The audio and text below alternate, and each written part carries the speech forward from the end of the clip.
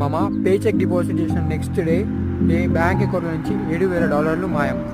ఇది జరిగింది ఎవరికో కాదు, నా ఫ్రెండ్కే. ఏమైందంటే వాడు 4 నెలల నుంచి కష్టపడి బ్రేక్ టైం కదా అని చెప్పి పైసా కూడబెట్టి ఎగ్జామ్ కోసం కాలేజ్ ఫీజు కోసం అని చెప్పి దాపెట్టింది మామ. కానీ ఆ టైంలోనే ఏమొచ్చిందంటే ఒక ఆన్లైన్ ఇన్స్టిట్యూట్ నుంచి వస్తున్నాం మేము, మీకు జాబ్ ఇప్పిస్తామని చెప్పి దానికోసం మేము ముందుగానే మీకు సైనింగ్ బోనస్ ఇస్తున్నామని చెప్పి ఒక చెక్ అయితే పంపించారు మామ. అది మెయిల్కి వచ్చింది. సో వీడు ఏం చేశాడంటే ఆలోచించకుండా సరే వీళ్ళే ముందుగానే డబ్బులు వేస్తున్నారు కదా అని చెప్పి వాడు బ్యాంక్ అకౌంట్లో అయితే డిపాజిట్ చేసిండు.